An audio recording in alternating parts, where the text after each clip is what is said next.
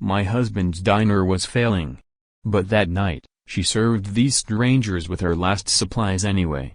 2 days later, the ground would literally shake as something extraordinary rolled into town. Hey everyone, welcome to Tales Unveiled. Let's dive right in. For 30 years, Big Tony's truck stop had been the heart of Route 66, a real oasis for travelers and truckers alike. When Tony Moretti passed away from a heart attack 5 years ago, his widow, Maria, had promised to keep it going. But then the State Highway Department rerouted the main road 5 miles east, and everything changed. Now, as the early winter darkness settled over the empty diner, Maria tallied the day's earnings, exactly $27.43. Not even enough to cover the electricity bill, let alone make a dent in the mortgage that was 3 months overdue. The clock above the grill read 6:45 p.m., 15 minutes until she could officially flip the sign to closed and head up to her small apartment above the diner. Not that it would make much difference. The snow had been falling steadily since noon, and the forecast promised the worst blizzard in 30 years. No one in their right mind would be out on a night like this. No one except Maria Moretti. 5 years ago, when her husband Tony passed away from a sudden heart attack, Maria had promised him she'd keep their diner going. For 30 years, Big Tony's truck stop had been a fixture on Route 66, serving hot coffee and home-cooked meals to travelers, locals, and especially the truckers Tony had once counted as colleagues before settling down. Best darn chicken fried steak between Chicago and L.A., Tony used to boast. And he wasn't wrong. But that was before the highway department rerouted the main thoroughfare 5 miles east 3 years ago. Before the steady stream of customers dwindled to a trickle, then to almost nothing. Before the bank started sending notices with words like foreclosure and final warning. Maria sighed as she glanced at the final notice tucked beneath the register, 3 months behind with no way to catch up. The diner had been on the market for 6 months without a single offer. Who wanted a roadside restaurant with no road? The bell above the door jingled, startling Maria from her thoughts. She looked up to see a man stomping snow from his boots, his baseball cap pulled low over his eyes. "Evening, ma'am," he said, his voice deep and rough from years of cigarettes or road dust, or both. "Any chance you're still serving? It's a mess out there." Maria glanced at the clock again. 6:50 p.m. "Kitchen's still open for a few minutes," she found herself saying. "What can I get you?" "Coffee, black, and whatever's hot," the man said, settling his large frame onto a stool. "Name's Hank. Appreciate you being open. They've closed the highway 10 miles back. Complete whiteout conditions." Maria froze, coffee pot in hand. "Closed the highway? For how long?" Hank shrugged his massive shoulders. "Till morning at least, the way it's coming down. I was lucky to make it this far before they blocked it off." As if on cue, the bell jingled again. 2 more truckers entered, bringing swirls of snow and the scent of diesel. Then another 3. By 7:15, Maria had served the last of her day's soup and was frantically working the grill to keep up with orders. A dozen truckers now filled her normally empty diner, their voices a low rumble of road stories and weather reports. "Ashley," Maria called to her young waitress, who was hurrying between tables. "Can you check what's left in the freezer? We're running low on everything." Ashley, a lanky 25-year-old who'd stuck with Maria despite the occasional late paychecks, nodded and disappeared into the back. Maria had told her not to come in today because of the weather, but Ashley had shown up anyway.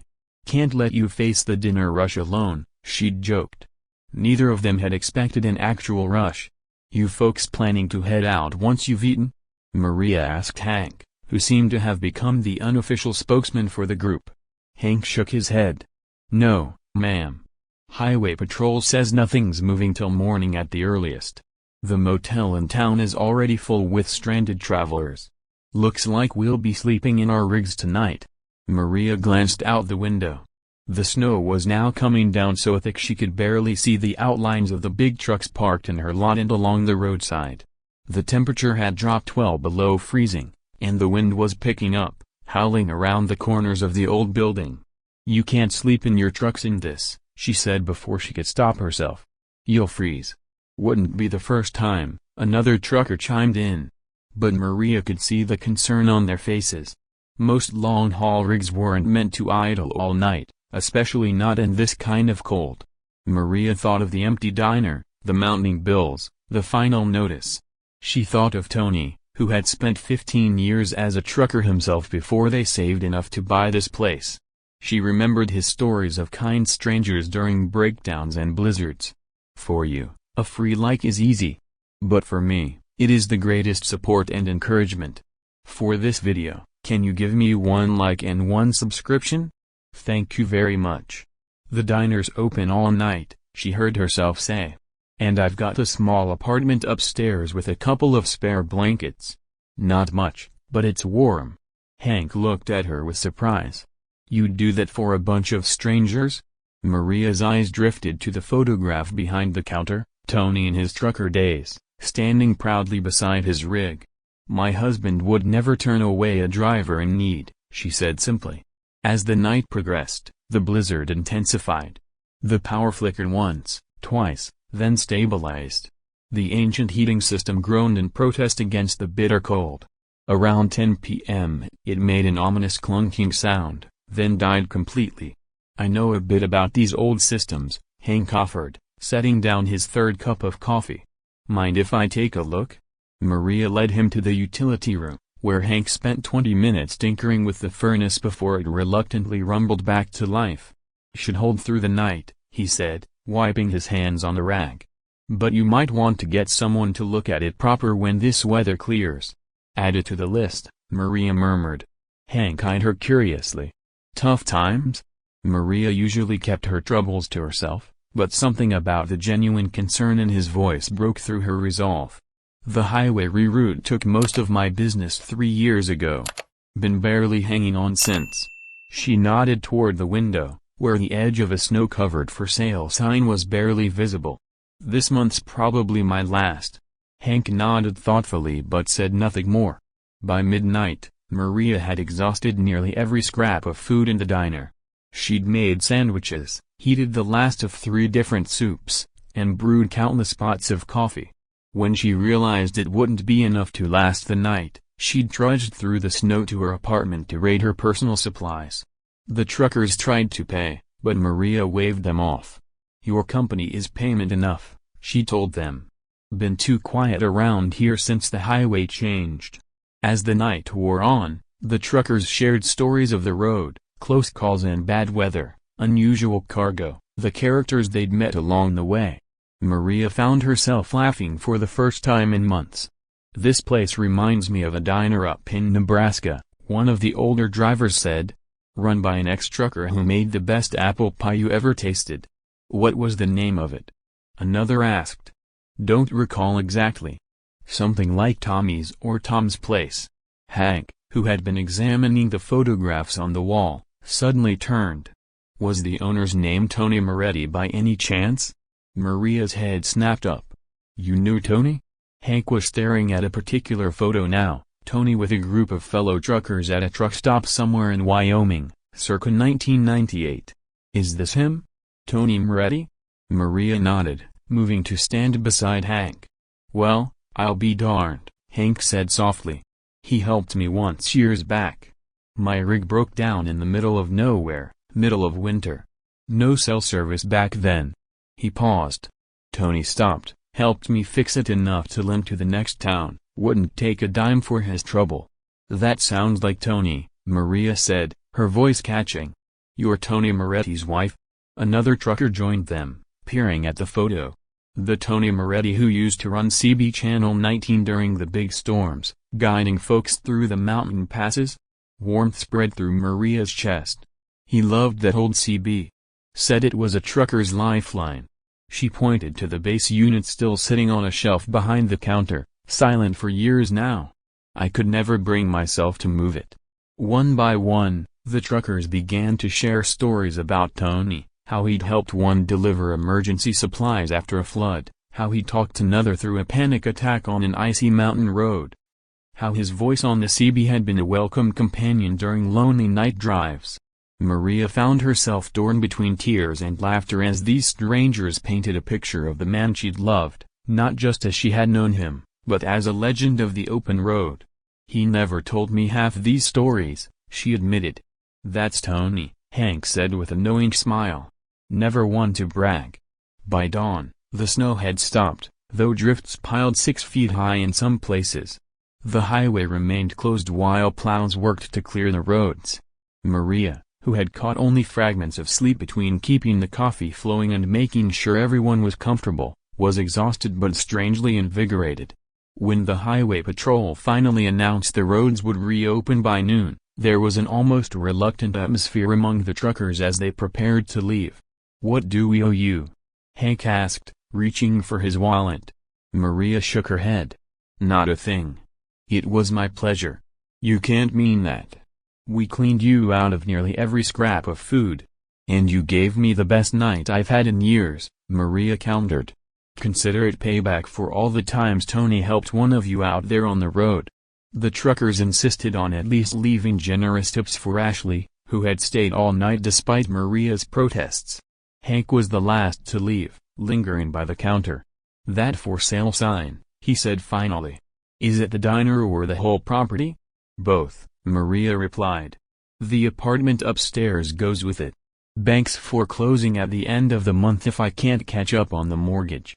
Hank nodded, his expression unreadable. Shame to see a place with this much history disappear. "Life moves on," Maria said, trying to sound matter-of-fact rather than heartbroken. "The new highway moved, so I guess I will too." After the last truck pulled away, the diner felt emptier than ever. Maria and Ashley spent the afternoon cleaning up and taking inventory of what little remained in the pantry. "You should take tomorrow off," Maria told Ashley. "I can't afford to order more supplies until Friday anyway." "I'll come in," Ashley insisted. "Someone might stop by." But no one did. The next day, Maria served exactly 2 customers, an elderly couple who'd been coming every Wednesday for 30 years. They left a $20 tip on a $15 bill, patting her hand with sad smiles that said they knew it might be their last meal there. That evening, Maria began packing some of Tony's mementos into boxes. The for sale sign hadn't generated any interest, and she needed to be prepared for the inevitable. She carefully wrapped the CB radio base, her fingers lingering on the volume knob Tony had adjusted countless times. "Miss you, old man," she whispered. "I tried." She was so lost in memory that she almost didn't hear it at first, the distinctive sound of air brakes outside the diner. Maria glanced out the window, expecting to see one of yesterday's truckers who perhaps had forgotten something. Instead, she saw Hank's truck pulling into the lot, and behind it, another semi, and another, and another. Maria stepped outside, bewildered, as truck after truck pulled in, filling her parking lot and then lining up along the roadside in both directions. Some honked their horns in greeting. All of them had their headlights on despite the early evening sun. Hank was the first to approach, a broad smile breaking through his normally serious demeanor. "What is this?" Maria asked, her voice nearly drowned out by the rumble of diesel engines. "We got to talking," Hank said, "on the CB, on the truckers' forums online, about you, about Tony, about this place." He gestured to the growing line of trucks. "Turns out nearly every driver out there has a Tony Moretti story, or knows someone who does." A crowd was gathering now, drivers from all over, many Maria didn't recognize from the night of the blizzard. "Tony helped me change a tire outside Omaha in '95, one called out. "He talked me through my first mountain pass during a snowstorm," said another. "When I was a rookie, he showed me how to properly secure a flatbed load," a young woman added. Hank turned back to Maria, whose hands had flown to her mouth in shock. "Tony's legacy deserves better than a foreclosure sign, so we made some calls." From the crowd emerged a man in a company polo shirt rather than the typical trucker attire. "Mrs. Moretti, I'm William Porter, Regional Manager for Porter Haul Trucking. We've got 50 rigs that make this run regularly. My drivers need a place where they're treated like family, not just customers. I'd like to work out a regular schedule for my fleet to stop here." Before Maria could respond, Another company representative stepped forward, then another. Hank handed her an envelope thick with cash. Donations, he explained, from trucking companies, independent drivers, people who remember Tony or who heard what you did during the blizzard.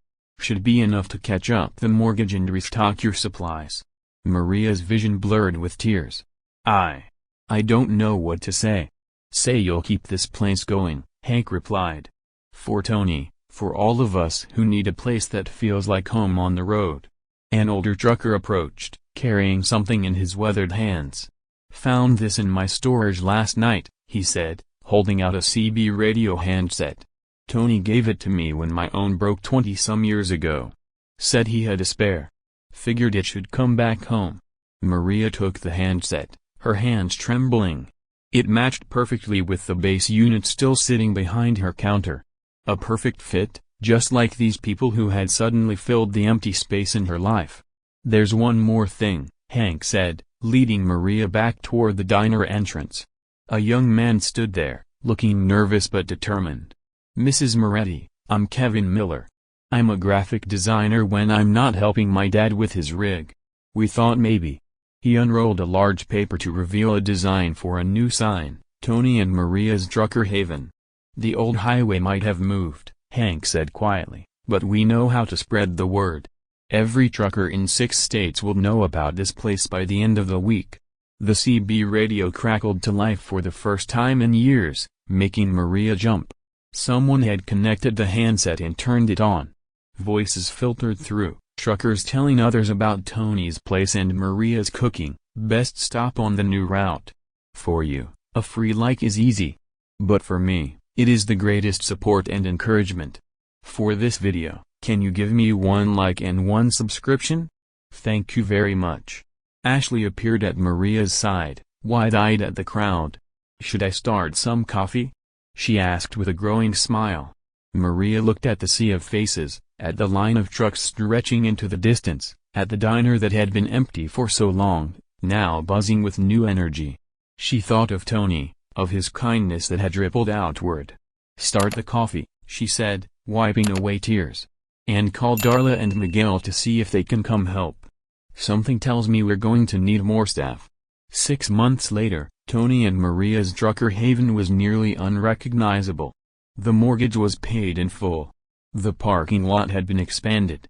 A small trucker lounge with shower facilities had been added to one side of the building. The staff had grown from just Maria and Ashley to a team of 7. The CB radio remained in its place of honor behind the counter, always on. Maria had learned to use it often, sharing weather and road updates just like Tony used to do. Sometimes late at night, when the diner was quiet, she'd hear truckers sharing Tony stories over the airwaves. Some she recognized, others she'd never heard before. Each one was a gift, a new piece of the man she'd loved. On the 1-year anniversary of the blizzard that had changed everything, Maria hung a new photograph on the wall. It showed her surrounded by dozens of truckers from that first night when they'd returned with their surprise. Beneath it, a small plaque read, "Family isn't always blood. Sometimes it's who shows up when the road gets rough." Maria stepped back to admire it, then turned to serve a young trucker who had just taken a seat at the counter. "First time here?" she asked. "Yes, ma'am," he replied. "Heard I had to stop. They say this place is legendary on the route." Maria smiled. "Well, welcome to Tony and Maria's. Coffee's on the house for first-timers. What brings you out on the road today?" As the young man began to share his story, Maria felt Tony's presence beside her, stronger than ever. The highway had changed its course, but in doing so, it had led her exactly where she needed to be. Love this story? Hit that like button and subscribe to the channel for more. Don't forget to check out the video currently on your screen. You won't want to miss it. See you in the next one.